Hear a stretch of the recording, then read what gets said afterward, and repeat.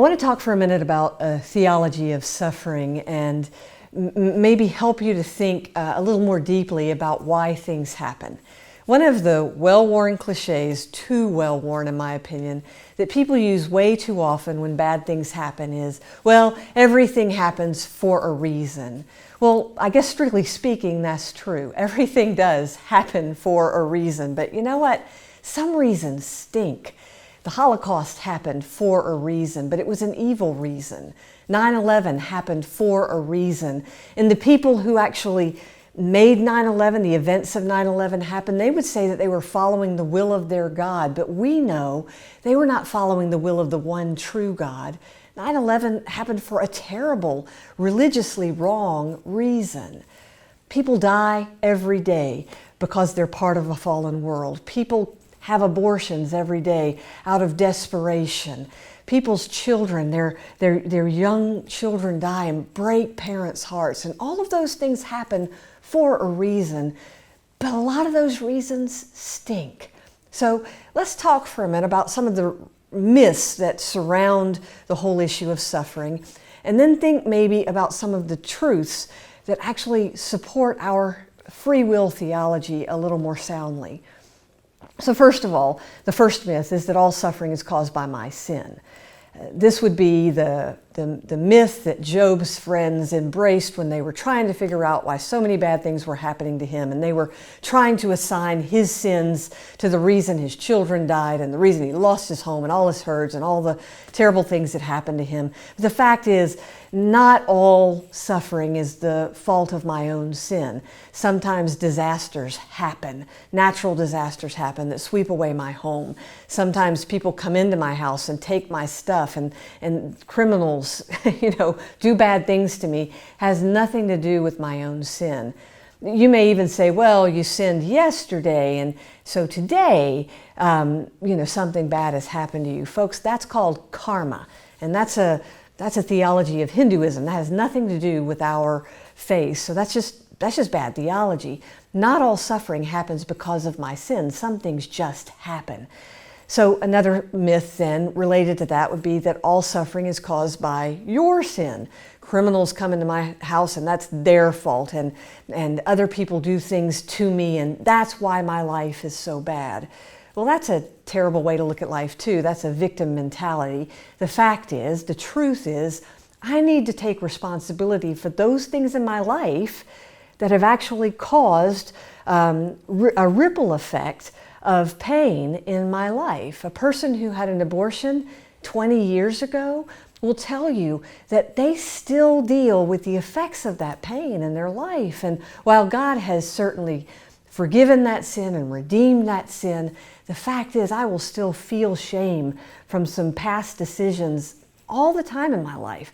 My constant, sort of challenge is to take that shame, turn it around, and use it for the kingdom of God. Another myth of suffering is that not all suffering is the result of sin. Some things just happen. Well, what we know is that the Garden of Eden had no suffering. And what we see in Revelation at the end of time is that when all things are made new, when the New Jerusalem comes down from out of heaven, the writer of Revelation tells us that there will be no more tears, no more death, no more pain, that God will wipe all of that away. That tells me that before the fall and at the end of time, there will be no suffering. What we live in between those two times is a fallen world. And that fallen world is the result of sin. And when sinful people bump up against other sinful people, suffering happens. So either directly or indirectly, all suffering is the result of sin. Another myth, suffering is good, that I should embrace suffering because God is using it for my good. Well, while God does use even my own pain and He can redeem my own sin and make it a good thing, suffering in itself obviously is not intrinsically good because suffering is part of the fallen world, and that's what we're trying to move the world away from and toward the coming kingdom. Another myth, all suffering is bad. Well, again, God can redeem suffering. The cross is proof of that. God can redeem anything. Ask any recovering addict, and they can tell you that God can redeem anything and make it useful for His kingdom. Another one, all my suffering is God's fault. Well, obviously, for obvious reasons, that's not true. God does not cause my suffering, but God can use my suffering. Another myth, all suffering is Satan's fault. Well, I guess technically all suffering is part of a fallen world, but if I externalize my pain and make everything Satan's fault, then I miss the opportunity to take responsibility for my own bad decisions. Another myth, if I pray enough, I won't suffer. Well, I want you to tell that to the persecuted Christians around the world who are praying like crazy, working like crazy to see other people in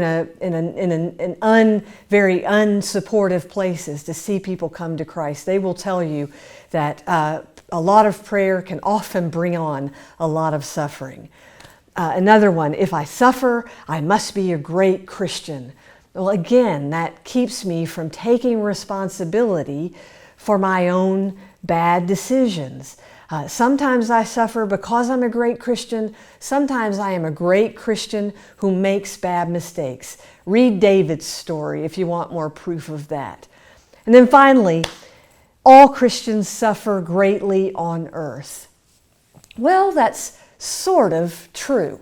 If you are following hard after Jesus, if you are picking up your cross and carrying it, if you are working to see God's kingdom come on earth just like it is in heaven, you will bump up against the darkness and you will experience suffering. My prayer for you is that you will have your heart broken for the things that break the heart of God.